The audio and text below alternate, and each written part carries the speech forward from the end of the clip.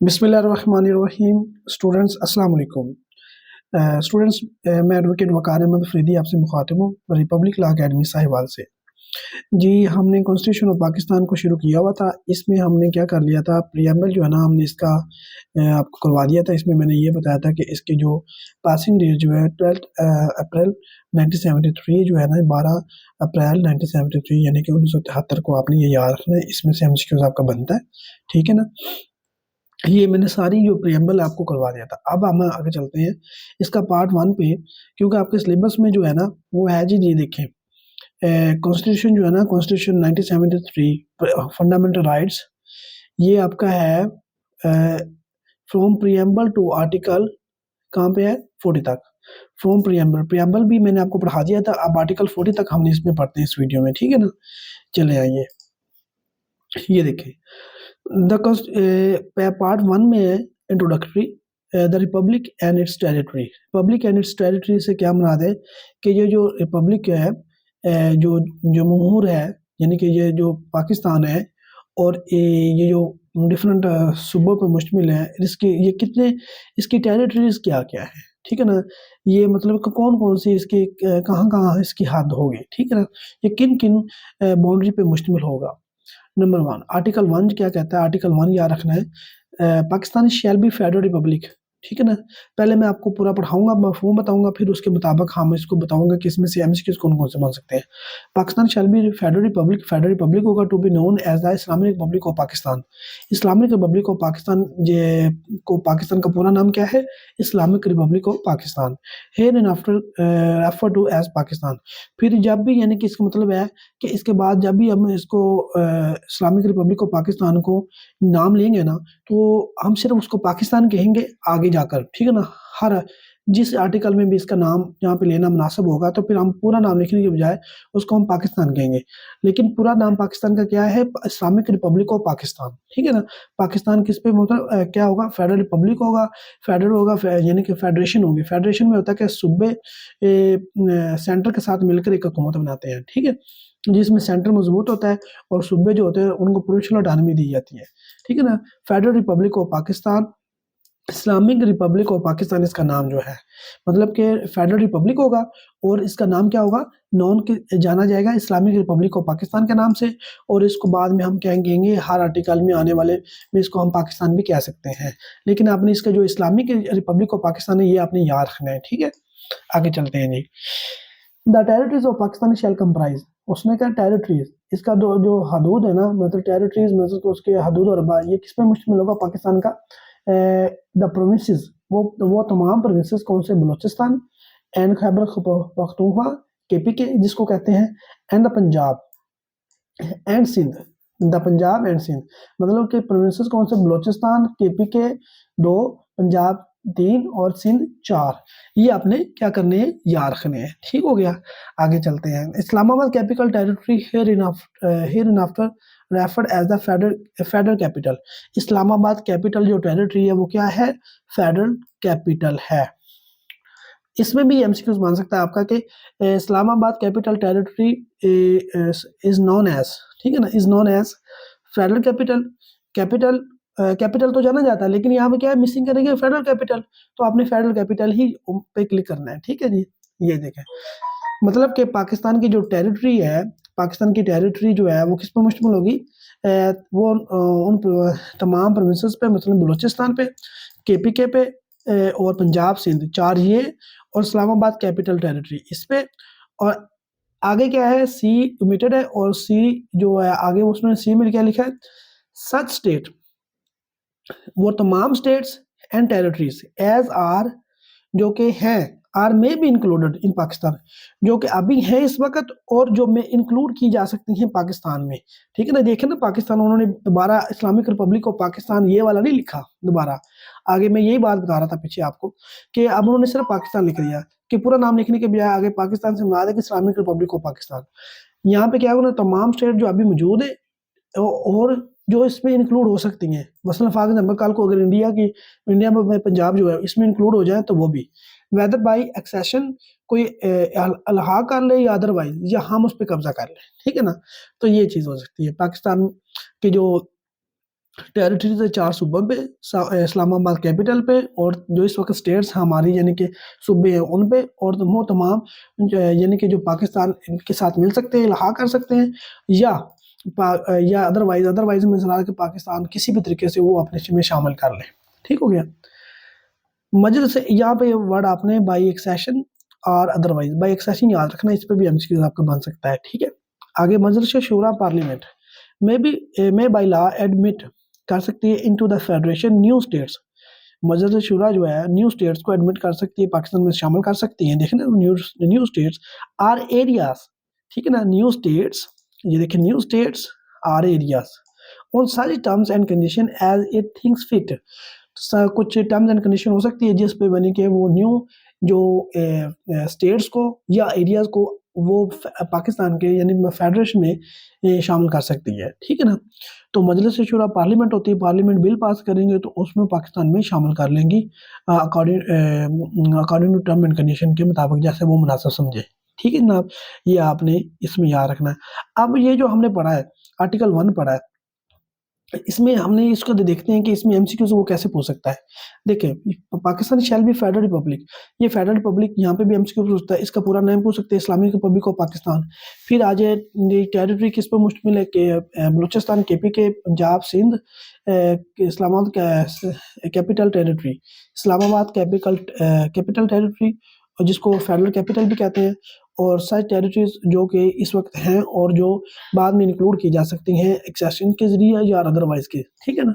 मजलिस Shoora parliament में भी by law admit, जो मजलिस शूरा पार्लियामेंट है वो क्या कर सकती हैं, वो by law, according to law क्या कर सकती है, admit into the federation new states. Federation में जो पाकिस्तान फेडरेशन है उसमें न्यू स्टेट दाखिल कर सकती हैं, और या वो एरिया जो वो मुनासिब समझे according to term and condition के मुताबिक। ठीक है जी, ये आ गया जी।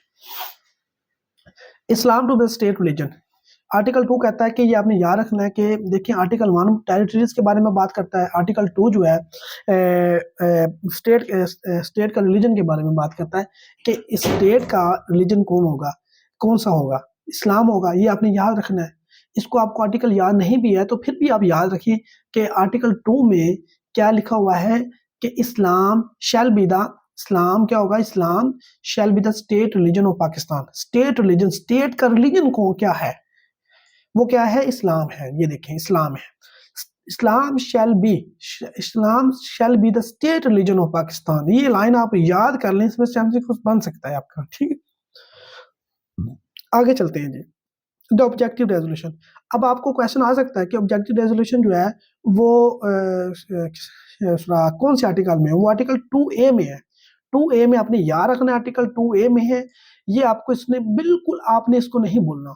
The objective resolution to form part of the substantive provisions, मतलब कि जो ऑब्जेक्टिव रेजोल्यूशन जो है, ऑब्जेक्टिव रेजोल्यूशन जो पास हुई है उसका ऑब्जेक्टिव रेजोल्यूशन के कानून जो हम कॉन्स्टिट्यूशन पढ़ रहे हैं, इसको बनाने का मकसद क्या होगा, इसको बनाने का क्या मकसद है, किस मकसद पे बनाई जाएगी।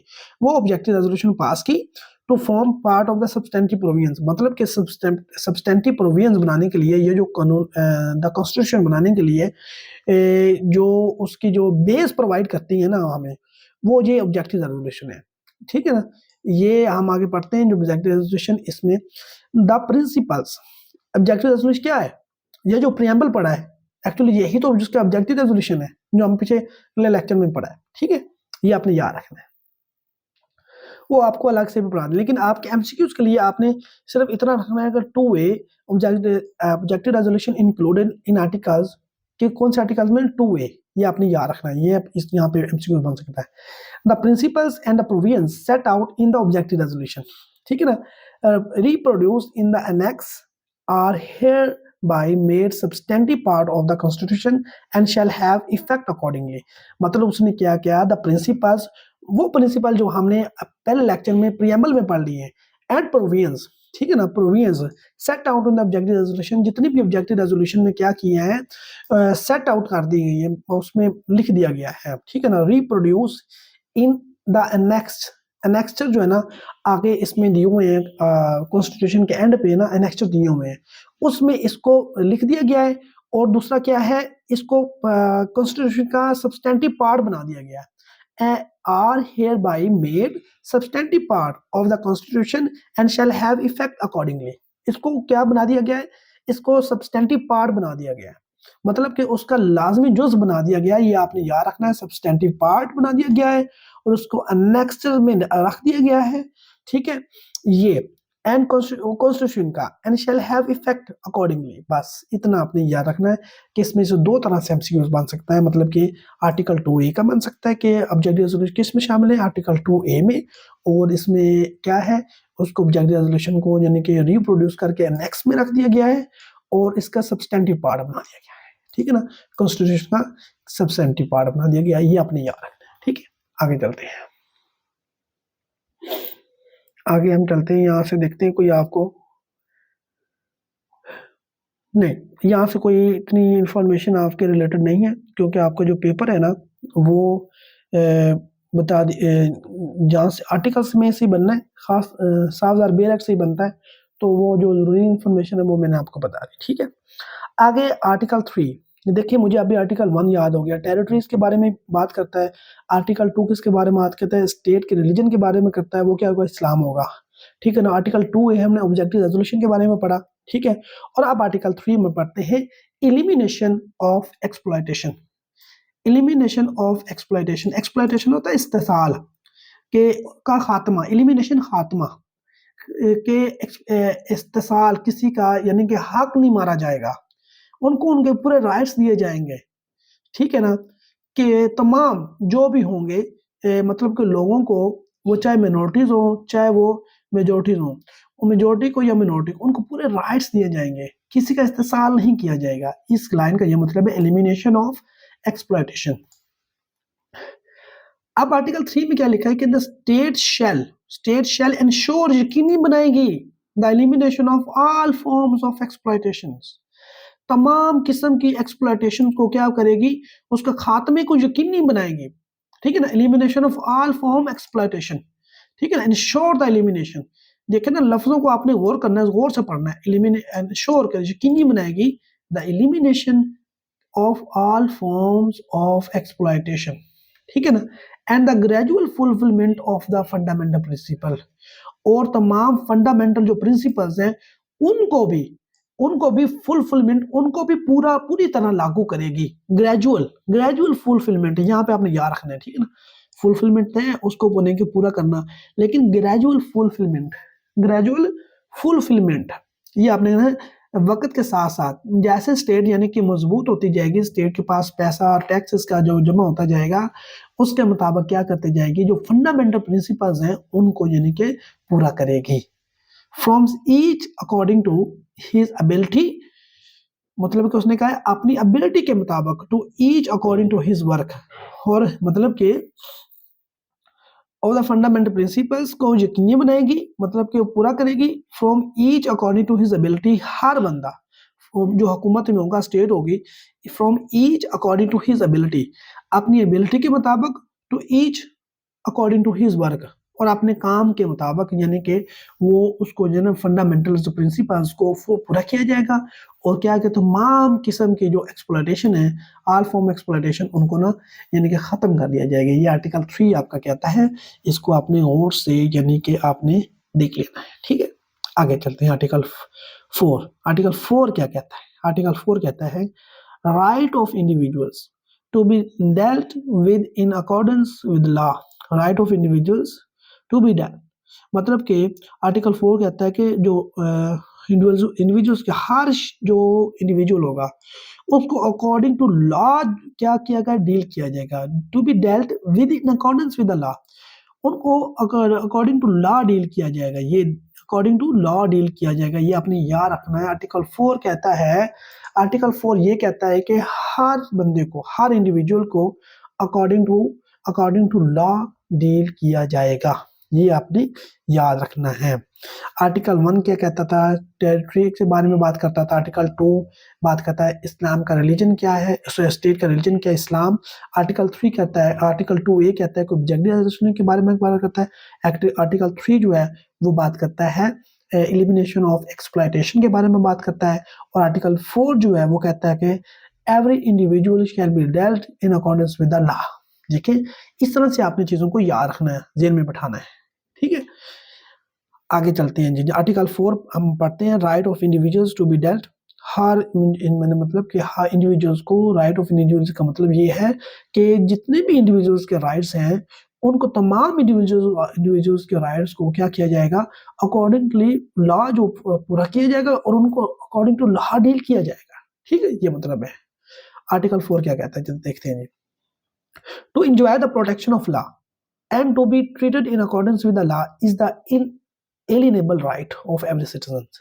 कहते हैं कि to enjoy the protection of law मतलब कि इसका मतलब क्या, कि to enjoy करना, क्या करना, the protection of law मतलब कि हर शहरी ये चाहता है कि उसको लॉ प्रोटेक्ट करे, ठीक है, and to be treated और उसको ट्रीट किया जाए किसके मुताबिक, इन अकॉर्डेंस विद द लॉ, और उसको इन accordance with the law treat किया जाए, कि लॉ के मुताबिक। ये नहीं कि उसको उठा लिया जाए, बंद कर दिया जाए, उसका कोई ट्रायल ना चले, उसका कोई केस ना चले, उसको सजा सुना दी जाए, ऐसा नहीं, ठीक है ना। क्या कहता है आर्टिकल 4, कहता है कि हर शहरी का ये इनएलिएनेबल राइट है, ये यहाँ पे एमसीक्यू बन सकता है, इनएलिएनेबल राइट ऑफ एवरी सिटीजन, ठीक है ना। हर शहरी का इनएलिएनेबल राइट ऑफ एवरी सिटीजन है कि वो क्या करे, जनाब वो क्या करे, वो उसको हर शहरी को लॉ की प्रोटेक्शन होगी, लॉ उसको प्रोटेक्ट करेगा और उसको लॉ के मुताबिक ट्रीट किया जाएगा। To enjoy the protection of law and to be treated in accordance with the law is the inalienable right of the every citizen, ठीक है। वेयर एज अब आपको समझ में आई, यहाँ पे इनएलिएनेबल राइट का यहाँ पे एमसीक्यूज बन सकता है, ठीक है ना। और वो पूछ लेगा, वो ये कह सकता है कि article 4 provide the protection of law and every citizen shall be treated in accordance with the law which is dash right of every citizen, inalienable right of every citizen मतलब कि जिसको आप खत्म नहीं कर सकते, ठीक है ना, जिसको आप ट्रांसफर नहीं कर सकते, inalienable right जो होता है, ठीक है ना, ये आपका बुनियादी right. wherever he may be, वे जहां पे भी ये जरूरत होगी, he may be and of every other person for the time being within Pakistan, ठीक है ना। wherever वो जहां पे भी हो, ठीक है ना, जहां पर भी हो, and of every other person for the time being within Pakistan, जो भी पाकिस्तान में होगा उसको क्या किया जाएगा, और उसको लॉ प्रोटेक्ट करेगा और उसको अकॉर्डिंग टू लॉ जो है ना वो डील किया जाएगा, जो कि उसका फंडामेंटल यानी कि इनएलिएनेबल राइट है। बात क्लियर होगी जनाब। आगे चलते हैं, आगे सब प्रोविजन 2 में चलते हैं। इन पार्टिकुलर, खास तौर पर, no action detrimental to the life, कोई भी किसी की जिंदगी को ख़त्म करने का, जो उसकी जिंदगी को ख़त्म कर दे, ऐसा कोई एक्शन नहीं किया जाएगा। उसकी लिबर्टी उसकी आज़ादी को ख़त्म कर दे, ऐसा भी कोई एक्शन नहीं लिया जाएगा।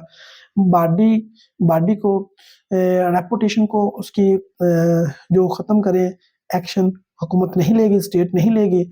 और प्रॉपर्टी ऑफ एनी पर्सन, और किसी भी पर्सन की प्रॉपर्टी के खिलाफ भी कोई ऐसा एक्शन नहीं होगा जिसकी उसकी प्रॉपर्टी यानी कि नेस्तो नाबूद हो जाए, मतलब कि उसके खात्मा हो जाए प्रॉपर्टी का। एंड शैल बी टेकन, ठीक है ना, उसने कहा है कि no action detrimental to the life, liberty, property, body, reputation and property of any person shall be taken, नहीं लिया जाएगा, shall be taken except in accordance with the law। हाँ, अगर किसी की लाइफ, मतलब कि अगर किसी को सजाए, किसी ने मारा, बंदा कत्ल किया, तो उसको सजाए मौत है, तो उसकी लाइफ उसको यानी कि मौत हो गई, उसको फांसी की सजा सुनाई जाएगी, इस तरह उसकी लाइफ ली जा सकती है। उसकी लिबर्टी, आज़ादी, अगर एक बंदा खुलेआम यानी फायरिंग कर रहा है, लोगों को मारने की कोशिश कर रहा है, तो उसको गिरफ्तार किया जा सकता है, उसकी लिबर्टी भी छीनी जा सकती है। Accept in accordance with the law का मतलब ये है, ठीक है ना। एक्सेप्ट इन, वैसे अगर एक आम बंदा, आज़ाद शहरी शरीफ इंसान, सिर्फ जो इंसान है, उसको कुछ नहीं किया जाएगा, ठीक है ना। उसकी ना उसकी लाइफ को, लिबर्टी को, ना ही उसकी बॉडी को, ठीक है ना, और ना ही उसकी रेपुटेशन को कोई नुकसान नहीं पहुंचाया जाएगा, ना ही उसकी प्रॉपर्टी को।